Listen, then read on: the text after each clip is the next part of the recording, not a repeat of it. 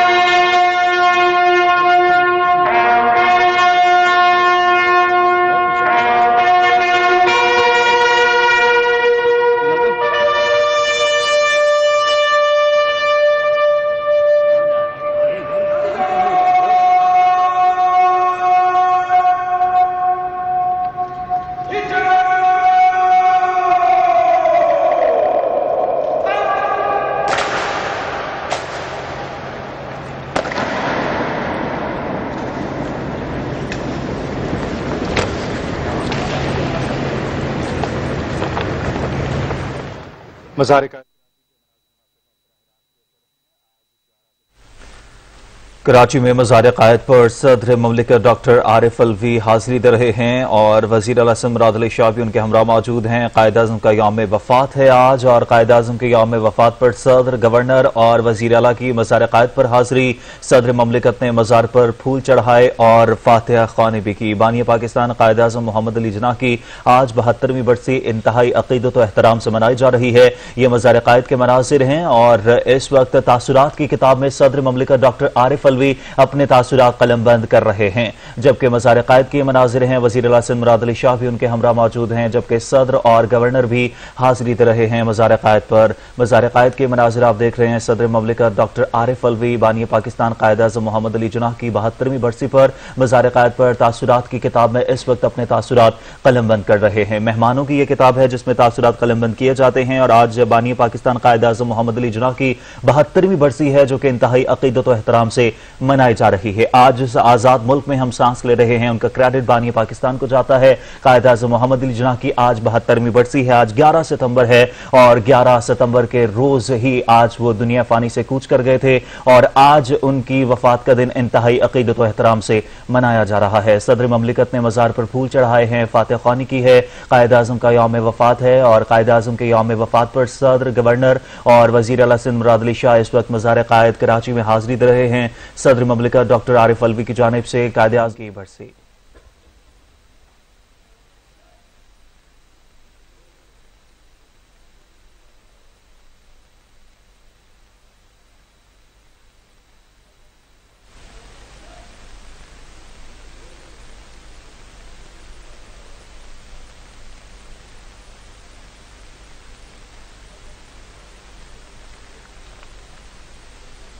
कराची के इलाके कुरंगी अल्लाहवाला टाउन में गिरने वाली इमारत पर रेस्क्यू ऑपरेशन मुकम्मल कर लिया गया है।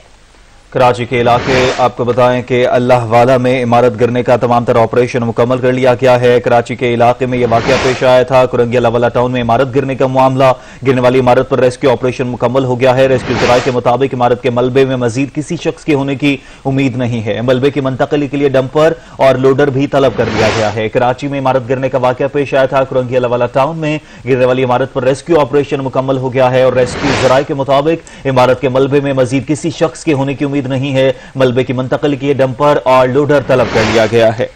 आपको बताएंगे कराची के इलाके कुरंगी अल्लाहवाला टाउन में गिरने वाली इमारत पर रेस्क्यू ऑपरेशन मुकम्मल कर लिया गया है। मज़ीद तफसीलात जान लेते हैं अता हुसैन से। जी अता हुसैन, बताइएगा। जी बिल्कुल, गुज़िश्ता रोज जो है कराची के इलाके कुरंगी अल्लाहवाला टाउन में एक इमारत गिर गई थी जिसमें जो है 5 अफराद जाँबाग जबकि 8 अफराद जख्मी हुए थे। जख्मियों को तिब्बी इमदाद के लिए अस्पताल मुंतकिल किया है। ताहम हादसे के मुकाम पे जो है रेस्क्यू ऑपरेशन है वो मुकम्मल कर लिया गया है। इस वक्त जो है वो क्रेन और डंपर वगैरह की मदद से जो है मलबा उठाकर जो है वो मुंतकिल करने का काम जो है वो जारी है, जबकि इस इमारत के साथ वाली इमारत को भी नुकसान पहुंचा था, उस इमारत को भी खाली करा लिया गया है। जी बहुत शुक्रिया अता हुसैन, आप हमें अपडेट कर रहे थे। कराची में एक और खस्ता हाल इमारत मकीनों पर कयामत बंद कर गई, जिसके नतीजे में 4 अफराद जाँ बहक और 7 अफराद जख्मी हो गए। कुरंगी क्रॉसिंग पर अल्लाह टाउन में 4 मंजिला रिहायशी इमारत गिर गई। वाक़े के फौरी बाद इलाका मकीनों ने अपनी मदद आप के तहत मलबे में दबे लोगों की तलाश का काम शुरू किया। बाद रेस्क्यू टीमों के जराये ने रजाकार भी हादसे के मकाम पर पहुंच गए। इमारत के मलबे से 4 लाशों और 7 जख्मियों को निकाल लिया गया है। इमारत गिरने के बायस करीबी इमारत को भी नुकसान पहुंचा है, जिसके बायस इसे भी खाली करवा लिया गया है। पुलिस जराये के मुताबिक जिस मकाम पर इमारत गिरी है वहां काफी अरसे से पानी खड़ा था। सिंध बिल्डिंग कंट्रोल अथॉरिटी के मुताबिक इमारत गैर कानूनी तौर पर चाइना कटिंग करके बनाई गई थी। सदर ममलिकत डॉक्टर आरिफ अलवी मज़ार क़ायद कराची में इस वक्त खिताब कर रहे हैं। की कामयाबी है। पाकिस्तान की तारीख में पहली मरतबा मुख्तलिफ ममालिक के मुतालिक कहा जा रहा है, जिसमें पाकिस्तान सर फहरिस्त है कि इस कौम से कुछ सीखा जा सकता है। तो ये कौम बिल्कुल तैयार है अपने आप को एक मुस्तकिल अंदाज से दुनिया की अच्छी कौमों के अंदर, कामयाब कौमों के अंदर अपना नाम लिखवाने के लिए। और मैं समझता हूँ कौम तैयार है। हम लोग भी सब मिलकर अगर इस कौम को जो कायद आज़म मोहम्मद अली जिन्ना ने जो मुल्क बनाया था उसके लिए अगर मेहनत करेंगे तो कोई वजह नहीं कि किसी कौम से हम पीछे रह जाएं। शुक्रिया जनाब।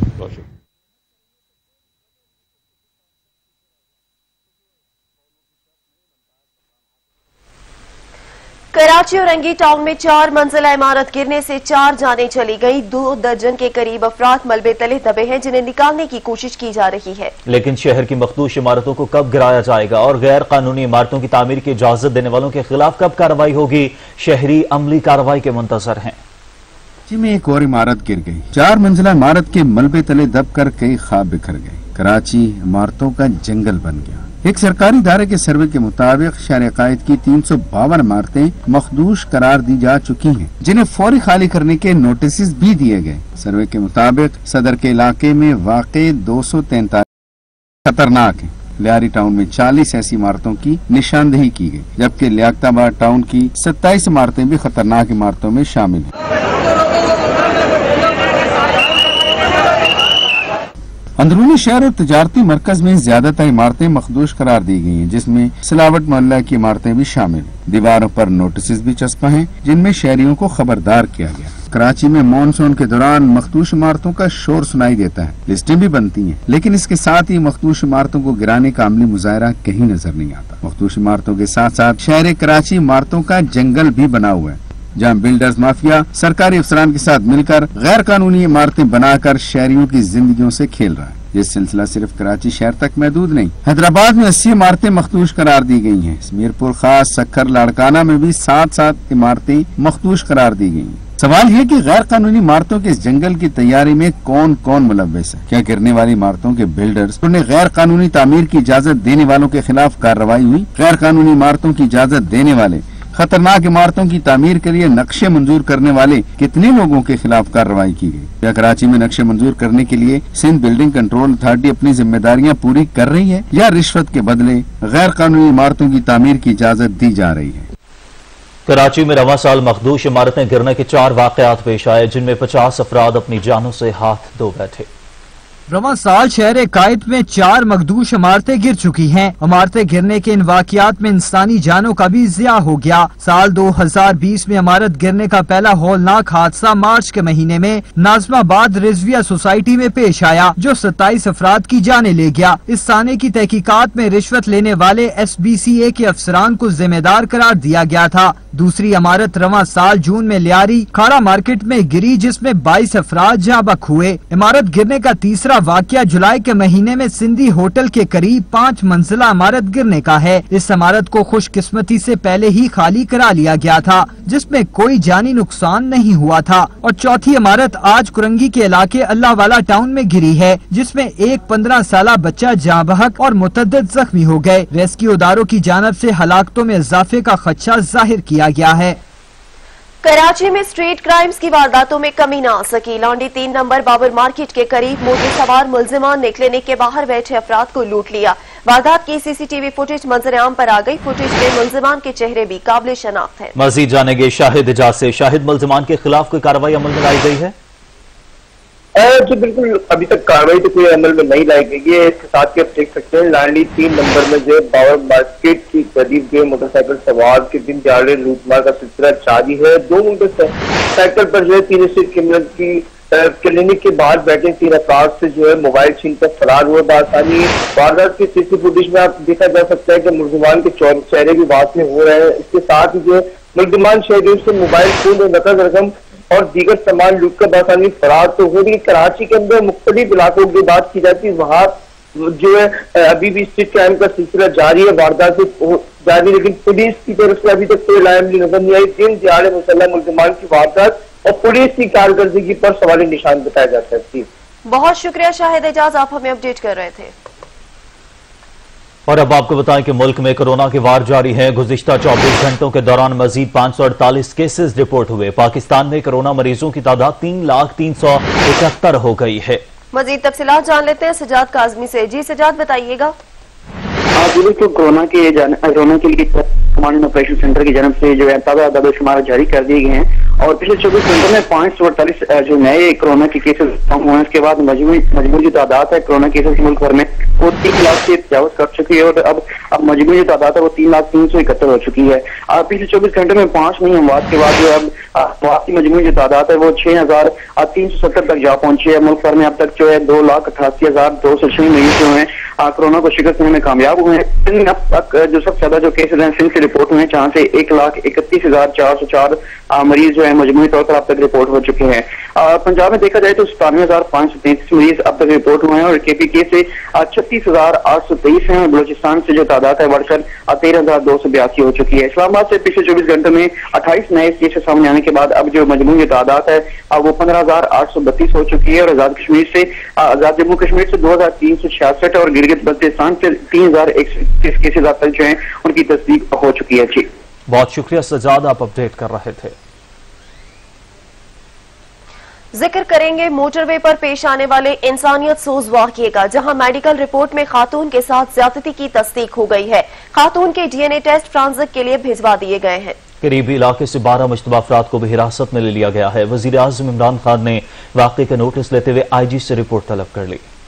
पंजाब में अमन अमान की बिगड़ती सूरत हाल तशवीश का बायस बनने लगी। महफूज तस्वर की जाने वाली मोटरवे भी गैर महफूज हो चुकी। पुलिस की कारकर्दगी तो किसी से ढकी छुपी नहीं। अपने बच्चों के हमरा लाहौर से गुजरांवाला जाने वाली खातून को मोटरवे पर गुजरपुरा के करीब ज्यादती का निशाना बनाया गया तो वाक़े पर पुलिस की बेहिसी भी खुलकर सामने आ गई। वज़ीर आला पंजाब ने वाक़े का नोटिस लेते हुए IG से रिपोर्ट तलब की और मुल्ज़िमान को जल्द कानून की गिरफ्त में लाने का हुक्म दिया। पुलिस ने मुकदमा दर्ज करके तफ्तीश शुरू कर दी और 12 मुश्तबा अफराद को गिरफ्तार करते हुए जल्द मुल्ज़िमान तक पहुँचने का दावा किया। DIG इन्वेस्टिगेशन की सरबराही में SP, CIA और डिविजनल SPs पर मुश्तमिल 20 टीमें तहकीकात में मसरूफ हैं। उधर डिस्ट्रिक्ट पब्लिक प्रोसिक्यूटर राय मुश्ताक ने मोटरवे पर खातून से इज्तिमाई केस में 4 रुकनी प्रोसिक्यूशन कमेटी तश्कील दे दी। अब तक की होने वाली तहकीकात के मुताबिक खातून से ज्यादती करने वाले 2 अफराद थे। एक के हाथ में डंडा और दूसरे के हाथ में पिस्टल था। वाक़े में मुलविस मुल्ज़िमान नंगे पाँव थे। गाड़ी से मिलने वाले शवाहिद के मुताबिक वारदात के दौरान मुल्ज़िमान ने खातून से हाथापाई भी की। खातून के DNA टेस्ट फ्रांसिक के लिए भेज दिए गए हैं। दूसरी जानिब सेनेट की इंसानी हुकूक कमेटी ने वाक़े का नोटिस लेते हुए मुतल्लिका हुकाम से रिपोर्ट तलब कर ली है। कमेटी के चेयरमैन मुस्तफा नवाज खोखर ने सेक्रेटरी मवासिलात, IG पुलिस और मोटरवेज को 16 सितंबर को तलब कर लिया है। कमेटी ने CCPO लाहौर उमर शेख को बयान पर तलब कर लिया है। चेयरमैन कहते हैं बताया जाए कि मदद की कॉल के बावजूद मोटरवे पुलिस ने खातून की मदद क्यों न की। CCPO को बेहिसी पर मबनी बयान की वजाहत के लिए बुलाया गया है। हुकूमत के लाडले CCPO ने ज्यादती का शिकार होने वाली खातून को ही वाक़े का जिम्मेदार करार दे दिया। उनका कहना है खातून को रात गए सफर पर निकलने से पहले गाड़ी का पेट्रोल चेक करना चाहिए था। दरिंदों से खौफजदा लोगों के देश में पुलिस वाले भी बेहिस हो गए। लाहौर पुलिस चीफ ने ज्यादती का शिकार खातून को ही वाक़े का जिम्मेदार करार दे दिया। CCPO लाहौर उमर शेख का मोटरवे पर खातून के साथ ज्यादती के वाक़े पर कहना था कि खातून 12:30 बजे डिफेंस से गुजरांवाला के लिए निकली। हैरान हूँ कि 3 बच्चों की वालदा इतनी रात को अकेले सफर पर निकल रही हैं। क्या हम अपनी बहन माँ को अकेले बच्चों के साथ जाने देते? 12:30 बजे नहीं जाने देते। पाकिस्तान की कोई सोसाइटी नहीं जाने देती। नंबर 1। अगला सवाल ये है कि वो अगर जाने दिन भी सही किसी इमरजेंसी से, तो हम उससे कहते बेटा जीटी रोड से जाओ। ये बातें करने से मेरा मुराद उसको बोर्ड इल्जाम ठहराना नहीं है।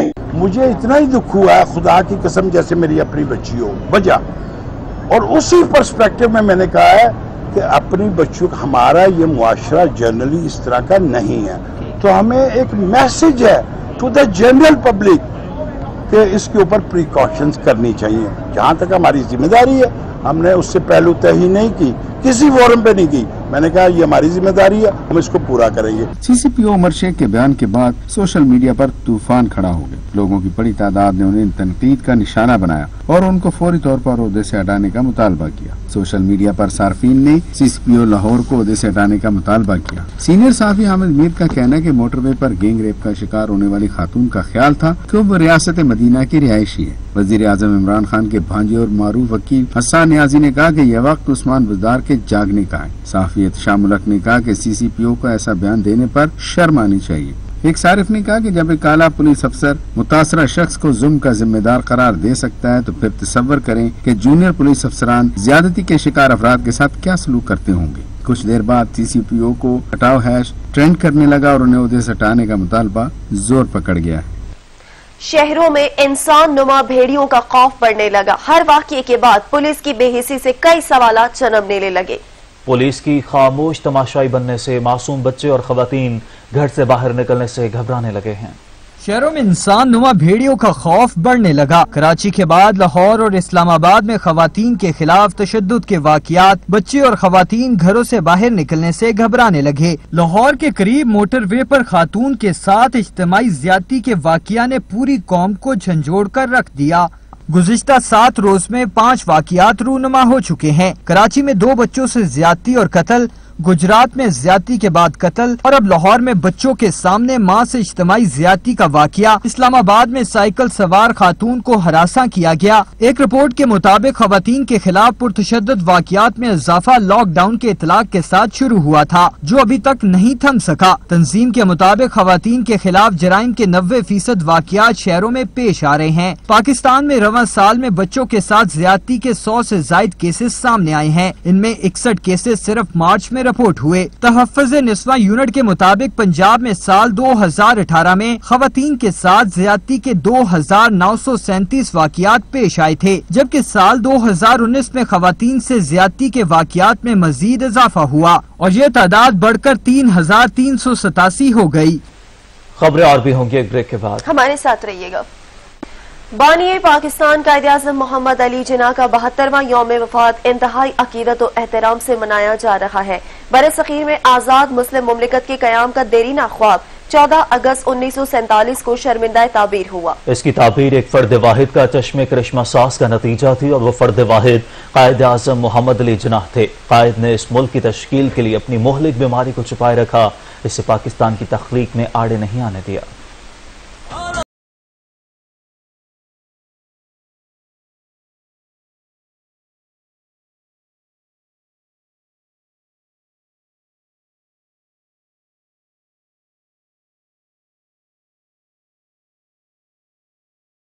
Creeds and religions that inhabit the vast subcontinent of India, there are 2 major nations, the Hindus and Muslims. ये एक हकीकत है कि जब बड़े सगीर के मुसलमान अपनी बका और सलामती की जानिब से बड़ी हद तक मायूस हो चुके थे, कायद-ए-आज़म मोहम्मद अली जिन्ना ने तदब्बुर, फरासत, गैर मुतज़लज़िल आज़म, सियासी बसीरत और बेमिसल कायदाना सिफात से काम लेकर मुसलमानों को मुत्तहिद कर दिया और 7 साल की मुख्तसर मुद्दत में मुतालबा पाकिस्तान की ऐसी वकालत की कि 14 अगस्त 1947 को पाकिस्तान मारज़ वजूद में आ गया। लोग इस हकीकत से बेखबर थे कि जिन्ना तपेदिक जैसी मोहलिक बीमारी में मुब्तला हो गए हैं। क्या में पाकिस्तान के बाद जियारत में सेहत बिगड़ने पर जब डॉक्टर इलाही बख्श ने जिन्ना को बताया कि उन्हें तपेदिक का मर्ज लाहक है, तो जिन्ना ने जवाब दिया कि वो 12 बरस से जानते हैं और इसे इसलिए ज़ाहिर नहीं किया था कि हिंदू इनकी मौत का इंतजार न करने लगे। बड़े सगीर की जदोजहद आज़ादी के मौजू पर लिखी गई मशहूर किताब फ्रीडम एट मिडनाइट के मुसन्निफीन लैरी कुलिन्स और डोमेन क्लेपेयर कहते हैं, अगर माउंटबेटन, जवाहरलाल नेहरू या महात्मा गांधी में से किसी को भी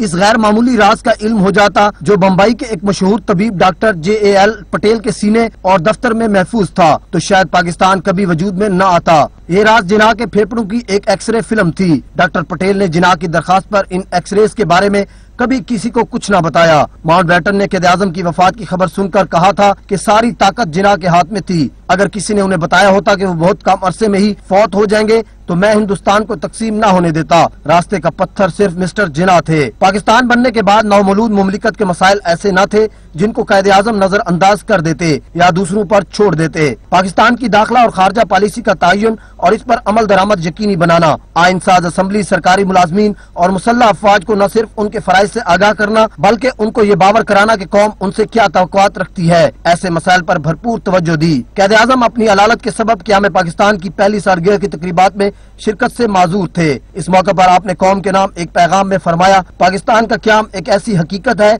जिसकी दुनिया की तारीख में मिसाल नहीं मिलती। ये दुनिया की एक अजीम तरीन मुसलमान रियासत है। इसको साल ब साल एक नुमाया किरदार अदा करना है और हम जैसे जैसे आगे बढ़ते जाएंगे हमको ईमानदारी, मुस्तैदी और बेगर्जी के साथ पाकिस्तान की खिदमत करना होगी। बहैसियत गवर्नर जनरल कायदे आजम सिर्फ 1 रुपया बतौर तनख्वाह लिया करते थे। सरकारी फंड से कभी अपनी जात पर एक पैसा भी खर्च नहीं किया। अपनी अलालत के दौरान कायद ने मुआलिजीन के इसरार के बावजूद बरतानिया और अमेरिका से डॉक्टर बुलवाने से इनकार कर दिया कि इससे सरकारी खजाने पर बोझ पड़ेगा। उन्होंने मुहाजिर कैंपों की जाती तौर पर देखभाल की और मुहाजिरीन को जाती फंड में से 3 लाख रुपए इमदाद दी। कायदे आजम मोहम्मद अली जिन्ना कश्मीरियों से बेपनाह मोहब्बत करते थे और इतनी ही मोहब्बत कश्मीरियों को भी उनसे थी। कायदे आजम ने कश्मीरियों को पाकिस्तान की शहरक भी करार दिया था। आपने कश्मीर के 4 दौरे किए थे। कायदे आजम ने ब्यूरोक्रेसी को चंद नसीहतें की जिनमें अफसरान को लोगों का खिदमत गुजार समझते हुए बेलौस खिदमत को अपना नस्बुलैन बनाने, लोगों से मामलात करते वक्त मुनसिफाना और गैर जानिबदाराना रवैया अख्तियार करने और उन्हें किसी हालत में सियासी दबाव में नहीं आना चाहिए। इससे रिश्वत, अकरबा परवरी और सिफारिश जन्म लेती है।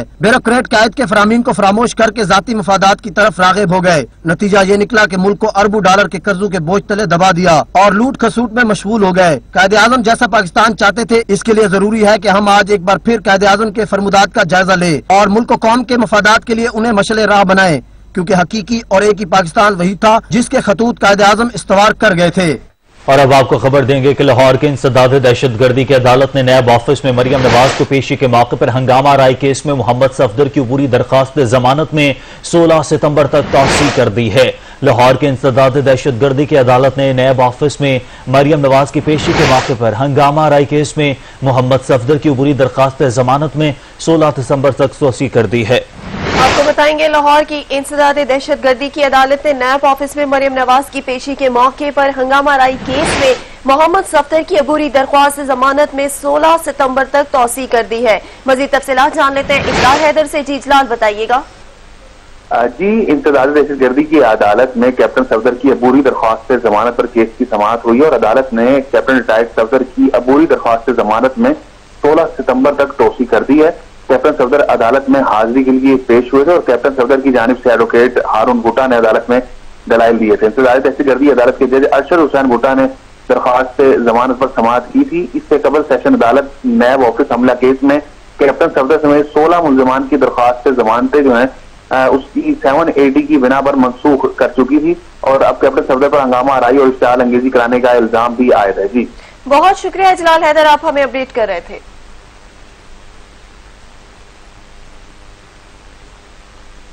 कराची में कुरंगी के इलाके में गिरने वाली 4 मंजिला रिहायशी इमारत का मलबा उठाने का काम जारी है। मलबे से 4 अफराद की लाशें निकाली जा चुकी हैं। मजीद जान लेते हैं अता हुसैन से। जी अता। जी बिल्कुल, कराची में गुज़िश्ता रोज कोरंगी के इलाके अल्लाहवाला टाउन में इमारत गिरने का वाकया पेश आया था। 4 मंजिला रिहायशी इमारत थी जिसमें जो है जिसके बायस जो है 5 अफराद जान की बाजी हार गए थे, जबकि 8 अफराद जख्मी थे जिनको तिब्बी इमदाद के लिए करीबी अस्पताल मुंतकिल किया गया था। ताहम उनका इलाज जारी है। इस वक्त जो है इस इमारत के बाहर जो है रेस्क्यू का काम जो है मुकम्मल कर लिया गया है। रेंजर्स के जवान, पाक फौज के जवान यहाँ मौजूद हैं, पुलिस की नफरी भी मौजूद है। ताहम अभी अगर मेरा कैमरामैन फैजान यहाँ पे आपको दिखाए कि अभी जो है इमारत का मलबा क्रेन की मदद से उठाकर मुंतकली करने का जो सिलसिला जो है वो जारी है। तमाम तरह रेस्क्यू ऑपरेशन मुकम्मल कर लिया गया है, जबकि इस इमारत के साथ वाली इमारत को भी नुकसान पहुंचा था। अगर ये इमारत कैमरामैन अगर फैजान यहाँ पे आपको दिखाए, जो इस इमारत के साथ वाली इमारत है ये भी मुकम्मल तौर पर जो है वो तबाह हो गई है और इसके अंदर जो रिहाइश पजीर लोग थे उनसे ये इमारत को खाली करा लिया गया है। जबकि इसके बाद इसके बिल्कुल पीछे एक और इमारत है उसको भी जो है वो खाली करा लिया गया है। ये जो जो इमारत थी, जो कल इमारत गिरी है, ये इमारत जो है 80 गज के प्लॉट पे जो है वो 4 मंजिला बनाई गई थी और खारे पानी की मदद से जो है बनाई गई थी। नाकिस मटेरियल इस्तेमाल किया गया था, जो जल्द ही खस्ता हाली का शिकार भी हो गई थी।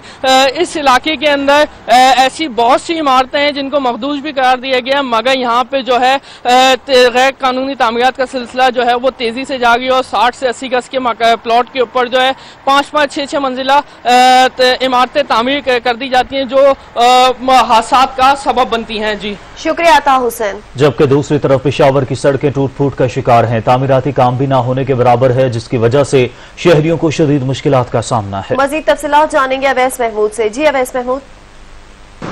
हाँ जी बिल्कुल, पेशावर में ये रोड जो है वो काफ़ी टूट फूट का शिकार है। दहाइयों सालों से जो है वो ये रोड जो है वो काफ़ी जो है वो टूट फूट का शिकार है। जगह जगह से जो है वो कंधे जो हैं वो बने हुए हैं, जिससे जो गाड़ियां हैं, जो लोग हैं, उनको काफ़ी मुश्किलात का सामना करना पड़ता है। गाड़ियां हैं, मोटरसाइकिल हैं और दूसरी जो व्हीकल यहाँ से जाती है तो हज खोले खाते हुए जो है वो यहाँ से गुजरती है, जो काफ़ी मुश्किलात से यहाँ पे दो चार है। अगर बारिश हो जाए यहाँ पे तो पानी खड़ा रहता है, तो पानी खड़ा होने की वजह से भी काफ़ी मुश्किलात का सामना करना पड़ता है।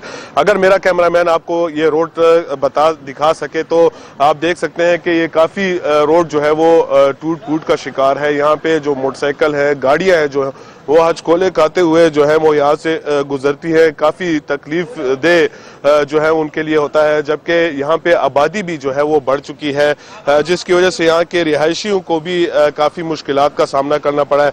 जबकि हमारी रिहायशियों से यहाँ पे बात हुई तो उनका भी यही कहना है कि काफ़ी बार जो है वो हमने दरख्वास्तें भी दी, लेकिन दरख्वास्तें जो है वो एक रद्दी की टोकरी पेश किया जाता है, जबकि कोई एक्शन नहीं लिया जाता और ना ही कोई इस रोड के हवाले से जो है वो जो सोचता है।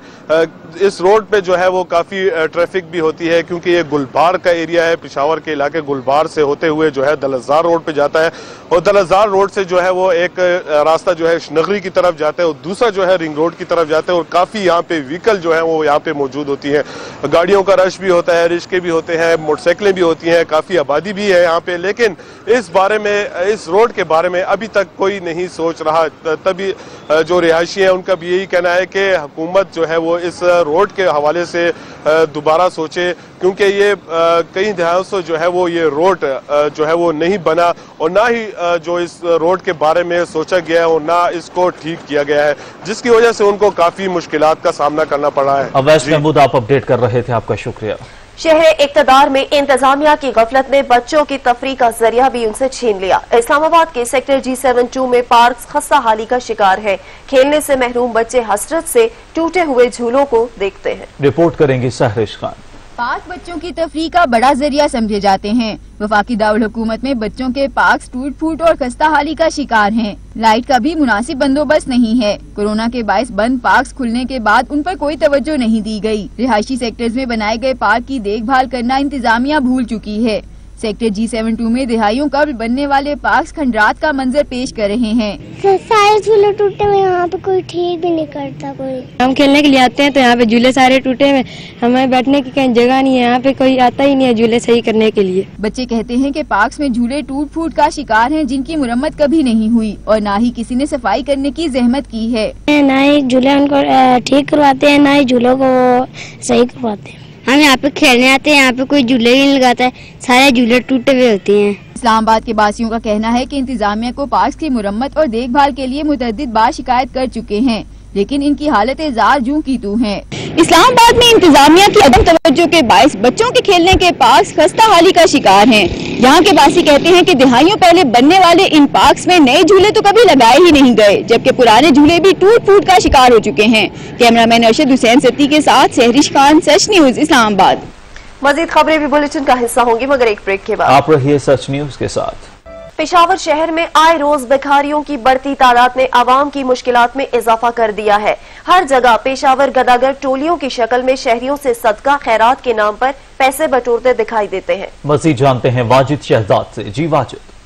जी बिल्कुल, अगर पेशावर शहर में गदागरों के लिहाज से बात की जाए तो गदागरों की जो भरमार है वो उनकी तादाद में दिन ब दिन इजाफा होता जा रहा है। अगर मैं मजीद बताता चलूँ तो जो ये गदागर है एक बुरी लानत है, जो कि इसमें तादाद में जो बच्चे, बूढ़े और मर्द हजरात, ख़वातीन हजरात इसमें शामिल हैं। यही गदागर जो है दूसरे इलाकों से यहाँ पर आकर रिहाइश पजीर है, जो रेंट की जगह हैं वो यहाँ पर लेकर जो है अपने बच्चों को, जो बच्चे होते हैं वो यहाँ पर दुकानदारों की तरफ भेज देते हैं, जिसकी वजह से जो गाहक हजरात हैं उनको तंग किया जाता है, भीख मांगी जाती है, जिसकी वजह से वो बगैर शॉपिंग किए वापस चले जाते हैं। दुकानदार हजरात भी परेशान दिखाई दे रहे हैं। मैं इस वक्त मौजूद हूँ पेशावर के मेन वस्ट में, जो हशनगरी बाजार इसको कहा जाता है। अगर मेरा कैमरामैन बताए तो यहाँ पर भी ऐसे गदागर मौजूद हैं जो यहाँ पर दुकानों पर आकर गदागरी कर रहे हैं, भीख मांग रहे हैं, जिनमें बच्चे, बूढ़े और जो औरतें हैं वो शामिल हैं। इसके अलावा जो गदागर है शहर में इनका वजूद जो है बहुत ज़्यादा हो गया है। ज़िला इंतज़ामिया की जानिब से जो है कोई एक्शन नहीं लिया जा रहा। दुकानदारों ने कई बार जो है इनके खिलाफ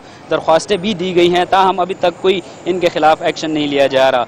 गदागर जो है दुकानों में, मुख्तलिफ़ किस्म की दुकानों पर, शाहराहों पर जो चौक है, चौक पर आकर जो है वो अपनी भीख का जो सिस्टम है वो मांगते हैं, भीख मांगी जाती है, लेकिन ताहाल अभी तक इनके जानिब से जो है कोई भी जो इकदाम है ज़िला इंतज़ामिया की जानिब से नहीं किया जा रहा। अगर मज़ीद इनके हवाले से बताता चलूँ तो दुकानदार हजरात ने भी काफ़ी, जो दोबारा बताऊँ तो शिकायत की है इन गदागरों के लिहाज से, लेकिन जो ज़िला इंतज़ामिया है इसके ख़िलाफ़ बिल्कुल एक्शन नहीं ले पा रही। इसके अलावा अगर मज़ीद बताता चलूँ तो यही गदागर जो है स्ट्रीट क्राइम में मुलविस दिखाई देते हैं। इनके जो बच्चे हैं, बूढ़े हैं, स्ट्रीट क्राइम में मुलविस पाए जाते हैं। मज़ीद इनकी तादाद में दिन ब दिन इजाफा देखने को आ रहा है। लोगों ने जो है अपील की है, ज़िला इंतज़ामिया से जो है अपील की है कि इनके खिलाफ सख्त से सख्त एक्शन लिया जाए ताकि जो गदागरी है इसकी लानत से बचा जा सके। जी शुक्रिया वाजिद, आप हमें अपडेट कर रहे थे। 1805 में बनने वाले गुजरांवाला के सबसे बड़े और कदीम किला कब्रिस्तान में आवारा जानवरों और नशावर अफराद ने डेरे डाल लिए हैं। 1805 में बनने वाला गुजरांवाला का सबसे कदीम और बड़ा कलां कब्रिस्तान मुनासिब इंतजाम ना होने के बाइस आवारा जानवरों की आमाज का बन गया है। आवारा कुत्ते और जानवरों की तादाद ज्यादा होने के बाइस जानवर नई बनने वाली कब्रें खराब कर देते हैं, जबकि कब्रिस्तान में इंतजामिया की जानिब से सफाई के भी इंतजाम ना होने के बराबर है। जगह जगह कचरे के ढेर लगे हुए हैं। गुजरांवाला का ये सबसे बड़ा कब्रिस्तान है, ठीक है। इधर ना कोई चार दीवारी है, कुत्ते आवारा घूम रहे हैं इधर। तो आमिया को चाहिए इसका कोई ना कोई हल निकालें।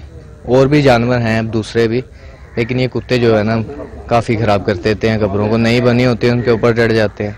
आवारा कुत्तों ने डेरे लगाए हुए हैं और बहुत ज्यादा इधर निशाई भी हैं। दूसरी जानिब इंतजामिया की अदम तवज्जा के बाइस कदीम कला कब्रिस्तान नशा करने वाले अफराद की आमाजगा बन चुका है और शाम होते ही नशा करने वाले अफराद की बड़ी तादाद यहाँ जमा हो जाती है, जबकि कब्रिस्तान की बैरूनी दीवार भी मुतअद्दिद जगह से टूट चुकी है और कब्रिस्तान में लाइट्स का भी मुनासिब इंतजाम मौजूद नहीं है, जिससे शाम और रात के वक्त शहरियों को शदीद मुश्किलात का सामना करना पड़ता है। जिले इंतजामिया की गफलत के बाइस कब्रिस्तान आने वाले शहरियों के लिए जहाँ मुश्किलात का सामना है, वहीं दूसरी तरफ कदीम कलां कब्रिस्तान में मौजूद कदीम रवायती कब्रें और मज़ारात वक्त गुजरने के साथ टूट फूट का शिकार होकर खत्म होते जा रहे हैं। कैमरामैन अली रजा के साथ साजिद आवान, सच न्यूज, गुजरांवाला। पेशावर में खेलों की रौनकें बहाल हो गई। चीफ सेक्रेटरी खैबर पख्तूनख्वा का कहना है कि स्पोर्ट्स के फरोग के लिए खोशा है, फंड की कमी को आड़े नहीं आने दूंगा। रिपोर्ट करेंगे अदनान शाहिद।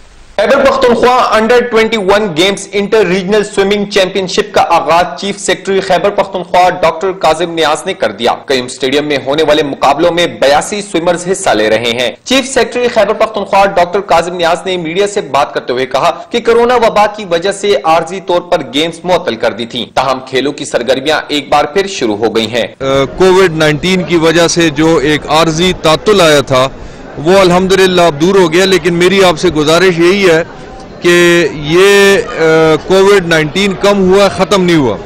तो सबसे मेरी गुजारिश यही है, जब हमने स्टेडियम का दरवाज़ा खोला था तो एक वादा हमने एक दूसरे के साथ ये भी किया था कि सोशल डिस्टेंसिंग का, हाथ धोने का, मास्क का थोड़ा बहुत हम लिहाज रखेंगे ताकि ये दरवाजे खुले रहें। डॉक्टर काजिम नियाज का मजीद कहना था कि वबा की वजह से बजट पर कट लगा है, लेकिन स्पोर्ट्स के फरोग और इंफ्रास्ट्रक्चर डेवलपमेंट में फंड्स की कमी को आड़े नहीं आने देंगे। 19 की वजह से हमारी ओवरऑल ये एक डिफिकल्ट बजट है और बहुत से ऐसे काम जो हम करना चाहते थे वो हम नहीं कर सके। एक ब्रेक के बाद हाजिर होंगे हेडलाइंस के साथ। देखते रहिए सच।